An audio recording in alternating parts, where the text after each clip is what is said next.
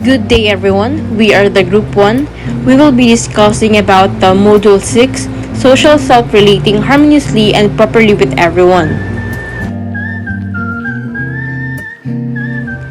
These are the main topics: social psychology, person perception, social norms, together as a group, conformity, social roles and social norms, nature and depth of relationships, attitude, and lastly, stereotypes.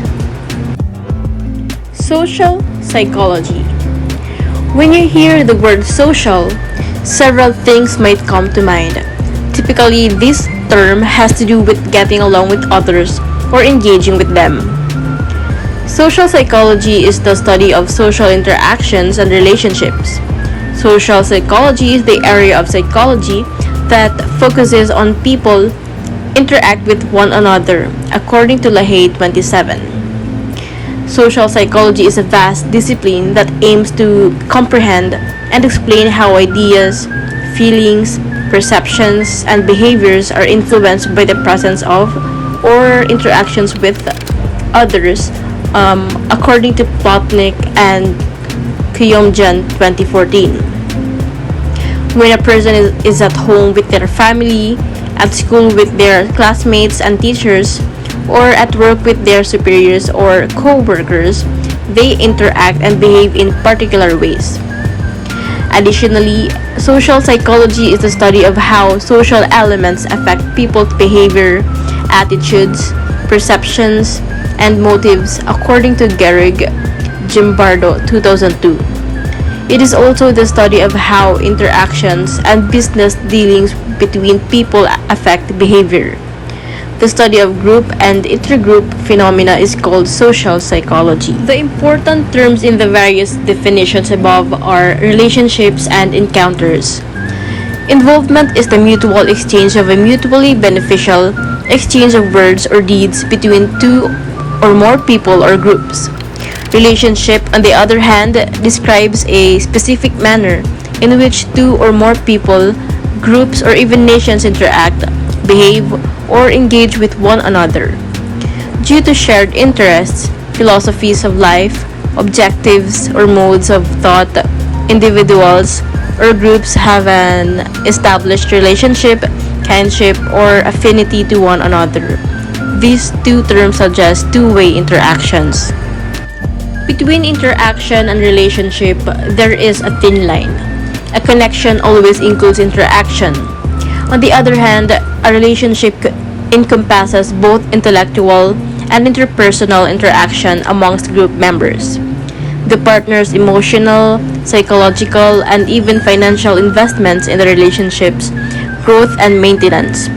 More frequently, parties to a relationship consent to act similarly to one another or even provide one another the same rights, advantages, or benefits resulting from any action they both perform. On a continuum, relationships and interactions can range from a straightforward and quick trade between individuals or groups to ongoing dialogue and financial commitments to maintain the relationship. You have gained some insightful knowledge after reading the discussion on social psychology that may operate as a manual for social interaction. Time, effort, and commitment are essential for developing social interactions on a personal or professional level. You constantly engage with people from varied backgrounds, including those with different statuses, positions, genders, races, creeds, cultures, religious beliefs, and languages. Good interactions lay the groundwork for a good connection, even though they may not inevitably lead to deeper connections. Once a connection has been made with another person or group, it is crucial to nurture and preserve that connection. Person perception.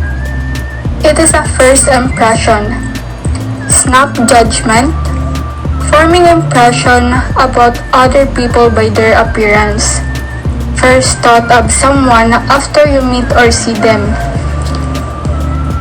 Person perception can be a factor in determining one's characteristics. And also, person perception may or may not be accurate.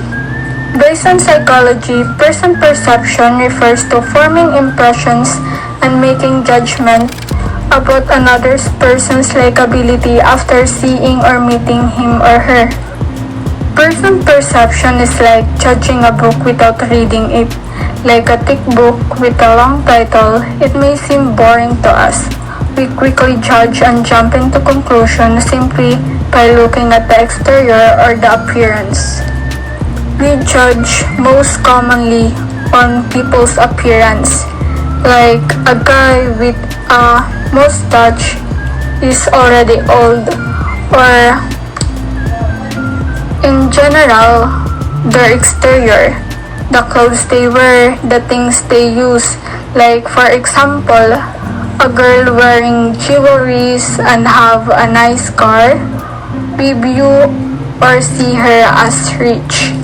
Person perception can be a factor in determining one's characteristic because person perception is like you're guessing someone's characteristics. Person perception may or may not be accurate. It means first impression will not be always accurate. Sometimes we met people with unexpected personality, someone whose attitude or behavior is far from their appearance.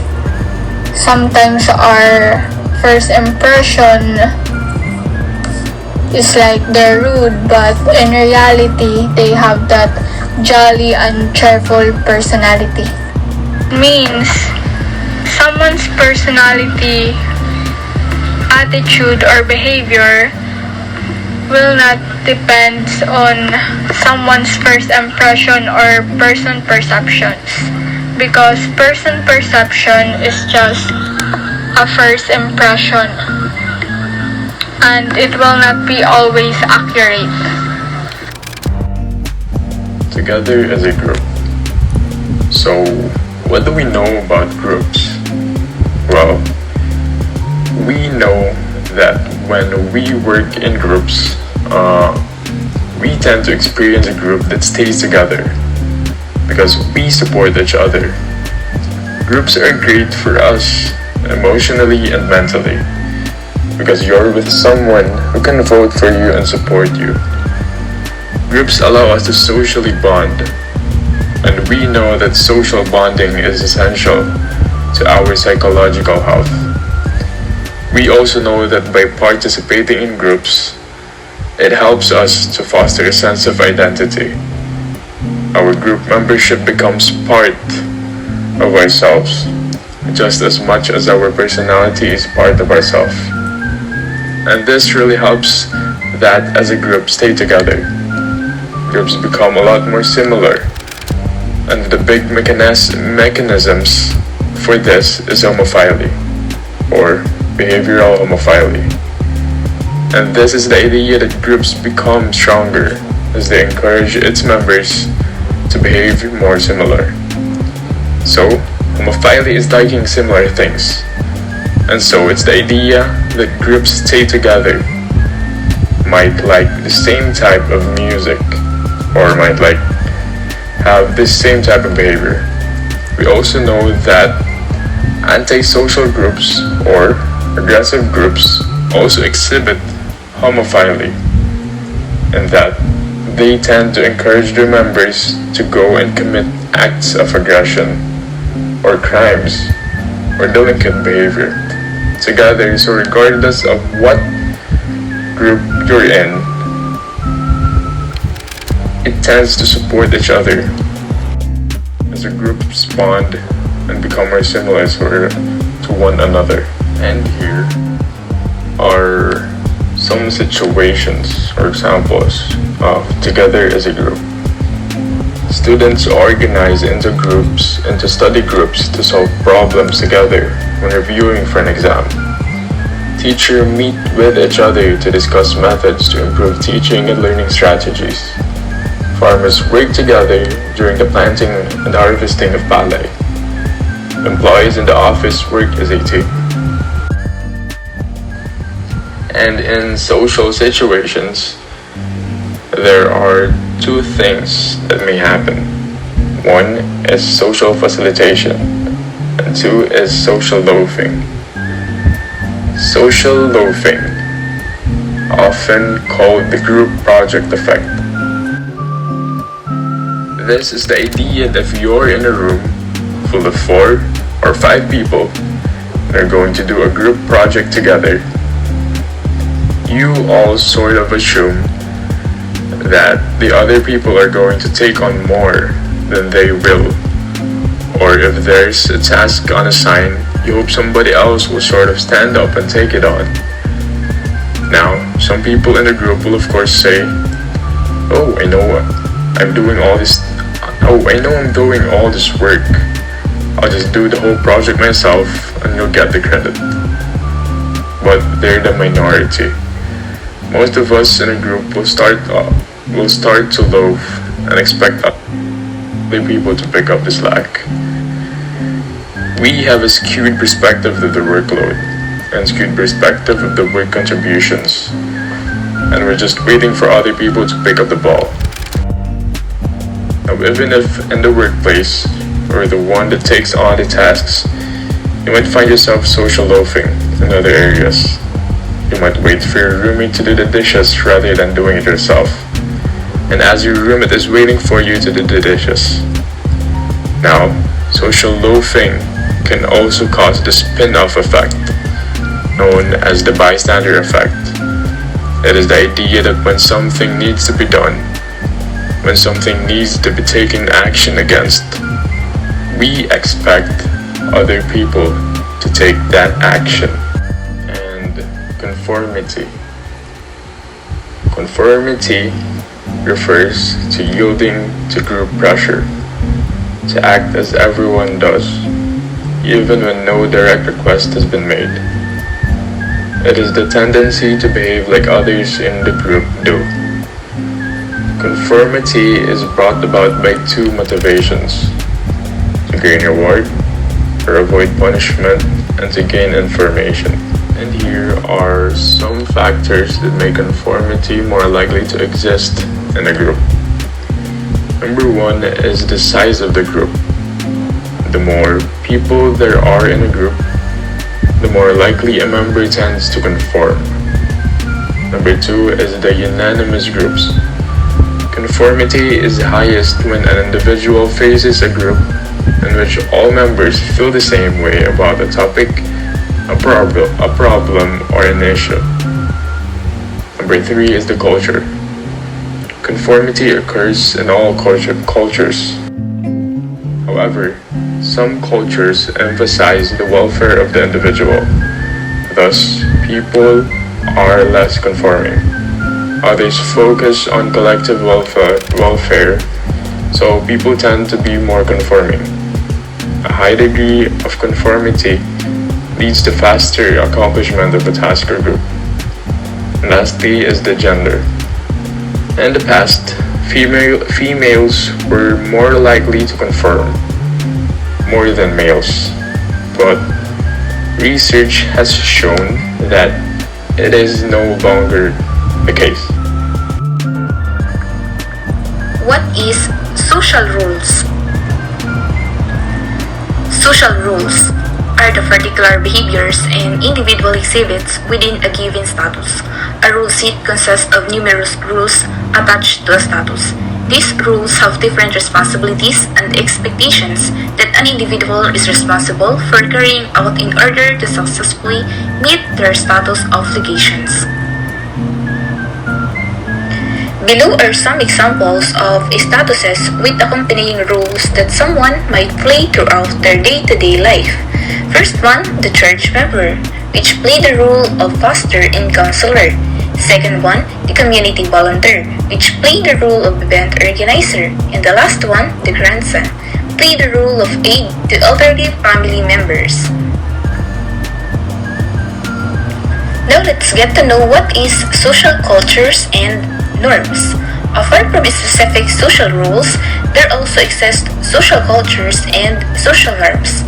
Social cultures are simply a set of shared values and traditions that individuals within a culture have in common with one another. Being naturally social creatures, human beings will often come across others who share the same viewpoints and perspectives on any number of issues. Once these similarities are discovered, solidarity forms between one another, which in turn leads to cooperation and genuine community. Why is social norms are being called social cultures? Social norms are similar to social cultures in that they involve similarities between individuals of the same society or community. Social norms are a set of agreed upon ways that individuals present and conduct themselves within a particular society.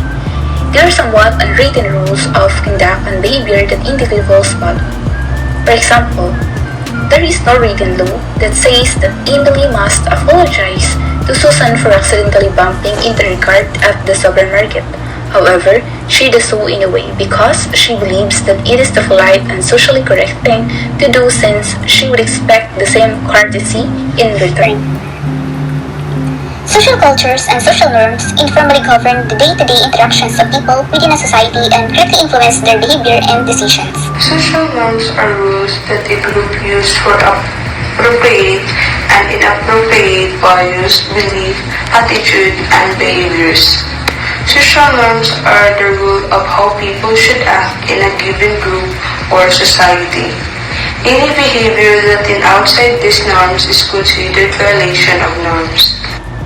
Norms are pattern or trait characterized as typical or usual of a group. Norms change over time according to our mutual, the word average, and norms are what companies norms and in many understanding this the standard set a particular group. What is usual to them is normalized or accepted. An example applying the concept of norms in our culture by doing mano or pagmamano to our elders and grandparents when we meet them. So norms is a form of practice which in turn to be a part of the culture just like in a scenario. However, everything in our worlds is temporary because norms change over time. Norms change and many different factors such financial, moral, social, and psychological aspect of society. On the other hand, social norms are unwritten rules about how to behave. They improve us with an accepted idea of how to behave in a particular social group or culture. For example, we accept students to arrive to lesson on time and complete their works. Relationships is a natural thing. It comes in many forms. Either it can be related to friends, family, or it can even be applied to like business partnerships. But in this topic, we'll dig deeper into this relationship as having a mutual understanding with romantic feelings for another person. So first and foremost, relationship has these like stages, and familiarity comes first. So familiarity refers to being comfortable with another person. In this moment, you're only trying to get to know that person. You're trying to be familiar with the person you're interested in. You will get to know more about her likes, dislikes, favorite music, food, thing to do, or like her hobby, his or her hobbies, and so much more. You will know that person's personality and his or her attitude towards other people and how they act towards a significant other. And that familiarity becomes a desire to see that person in a different light. And then we become more attracted. And here comes attraction. So what makes a person become more attracted to a person? How do we see them as a love interest? You see, attraction blinds us as to what we see to that person. We become oblivious to how they act or what they do. We become interested into every little thing that they do. Pwede like ini-stalk mo siya, parang ganun. And on Facebook, you know, and all over, and all in all socials that he or she has. So we become more interested, and we sometimes we shadow them, we do the same things with them to gain recognition, and we see him as a potential love interest. Attraction can be can be introduced by physical attributes like you're attracted to his or her face, or yung kanyang smile, or pwede din yung personality. See, attraction doesn't only come in such a way. Love is a special attachment one has for himself or herself or for somebody else. It is an intense feeling of deep or constant affection and emotion in which a person always sees to the good, happiness, and welfare of the other. The person is willing to sacrifice or to give up something for the good of the object of his or her love. It can manifest as love for God, spouse, children, family, or country, among others. There are three common kinds of love. First is the romantic love. There are many various feelings that are mixed together in what is known as passionate love, including fear, rage, sexual desire, joy, and jealousy. Poetry and music extol the ferocious passion of romantic love, as well as the tragedy and suffering when it ends in failure. It is one of the main causes of marriage. College students identified a romantic partner rather than a parent or sibling as their closest relationship in a 1989 study by Perscheid, Sinider, and Omoto.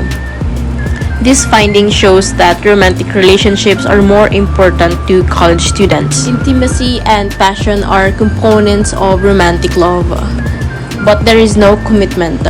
So, example for romantic love is that you have a partner and you do all the things that girlfriends and boyfriends do, and you spend much time with one another and enjoy your closeness, but have not made plans to continue no matter what. And both of you are not in a position to make such commitments, or because you are looking for passion and closeness and are afraid that your relationship will die out if you commit to one another and start to focus on other kinds of obligations. Second is the affectionate love. It is also known as compassionate love, and it is the kind of love that develops when someone has a strong, devoted attachment to another person and longs to be continually close to them. Intimacy and commitment are also the components of affectionate love. Example for this is that you and your partner love and respect each other, and you are committed to staying together. But your physical attraction may have never been strong or may have just died out. This may be interpreted as just the way things are. Nevertheless, you are good friends and also committed to one another. Last is the consummate love. It is the purest and most powerful form of love. by Sternberg, 1985. This ideal kind of love comprises ardor, closeness, and dedication. The components of the consummate love is the intimacy, passion, and commitment. An example for this is that you and your partner shares your passion to each other, and the spark is still there, and also the closeness, it has not died, and you will feel like best friends as well as lovers, and you are committed to staying together. The triangular theory of love. In 1985, Robert Sternberg postulated that love is made up of three components, mainly passion, intimacy, and commitment. So, first of all, passion. What is passion? Passion has something to do with the physical and sexual attraction to another. It basically means that you like her body. No, it just basically means that you like how she looks, you like how he looks. You know, parang ganun. Yung may abs. Or di kaya yung someone na may Coca-Cola shaped body. Parang ganun. So that's passion. Another next one is intimacy. Intimacy is characterized by emotional feelings of warmth, closeness, and sharing of the relationship. So here, in intimacy basically means that you're comfortable with that person. You know, you're able to show your feelings, you're able to show your true personality, you're able to be comfortable with that person.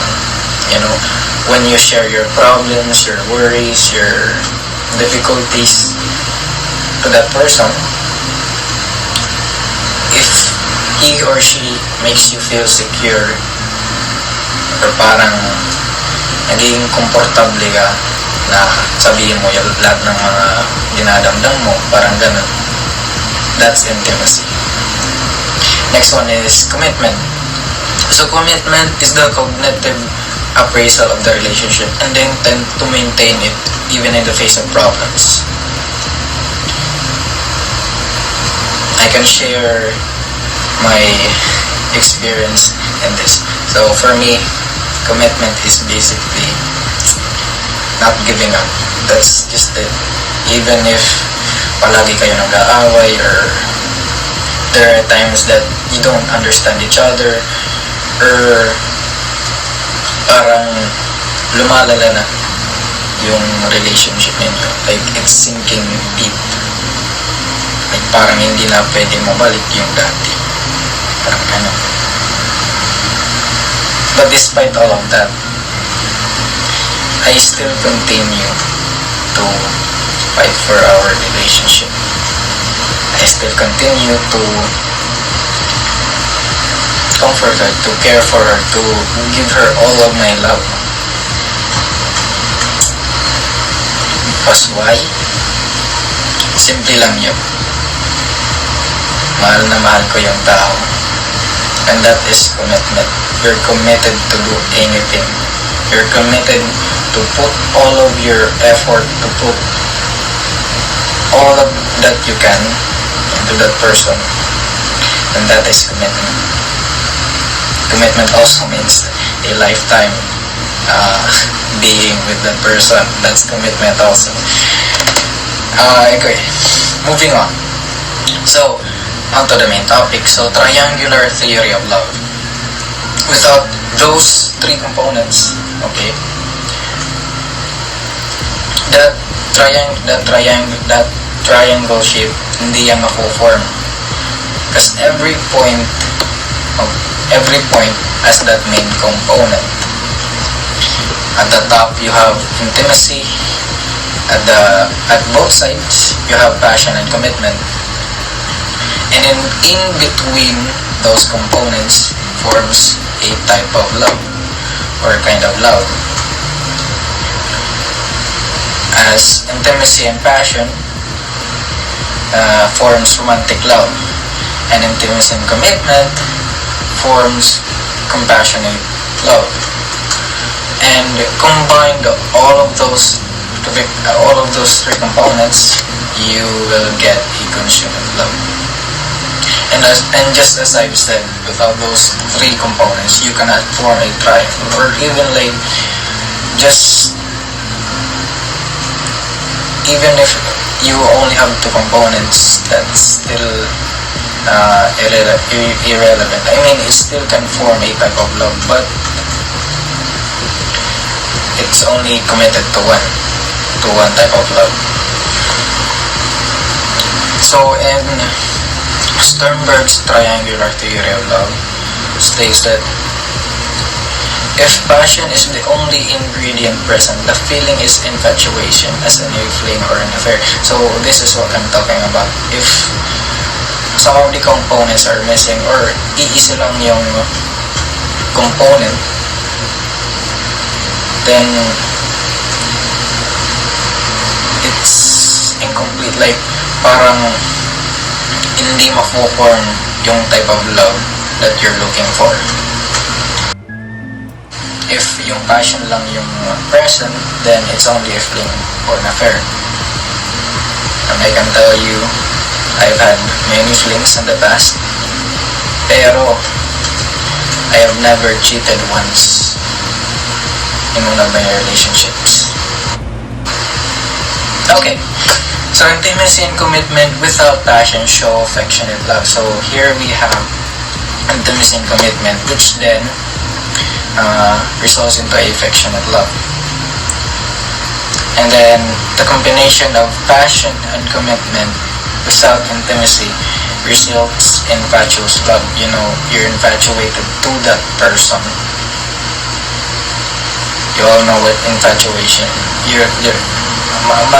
Alam nyo na yung meaning na yun. We don't have to explain that. Alright. The consummate love is achieved if all three components is present, and this is what I'm talking about. Attitudes beliefs that predispose people to act and feel in a certain ways towards people, objects, or ideas. It is normally acquired from two sources: first-hand experience and accounts by others. Attitude is a way of behaving. It is a way of expressing how a person feels about a situation, something, or someone. And also, attitude can be influenced by those around us and vice versa. Now, let's talk about stereotypes. Stereotypes are generalization in which the same traits or characteristics are assumed to be possessed by all members of a group. Some stereotypes are based on an outsider experiences. So, stereotypes, it is an expectation that people might have about every person of a particular group. Bagan, it is the type of expectation can vary. It can be, for example, expectation about a group personality, preferences, appearance, or ability.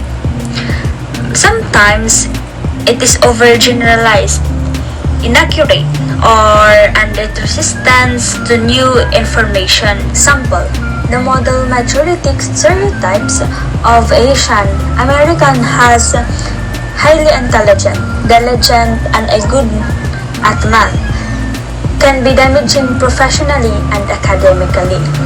Let's move on. Some stereotypes are based on an outsider experiences. Ilocanos are tightwads, Visayans are fun-loving, Kapampangan women cook better than other groups of women. Asians are the worst driver in the world. Example, girls are better at language than boys, and the boys are better in math. Let's back on my thoughts about stereotypes, that it can be also negative effect that can lead prejudice and discrimination. Prejudice. It is an unfair bias or intolerant attitude or opinions toward the members of a group. So, prejudice, it is an occur when we make negative consumptions or someone we don't know. Example, people can be prejudiced against someone else of a different ethnicity, gender, or religion. Active prejudice leads to discrimination. Discrimination, it is the specific unfair behaviors or treatments toward the members of a group. So like discrimination, it is an act or making a distinctions between people based on the groups. Example, a white employee is refused a promotion because she has a close friendships with a black employee. It leads much worse labeling or unfairness called racism. Racism is a discrimination against people based on their skin color or ethnic heritage is called racism. And also a sexism of discriminations against people because of their gender.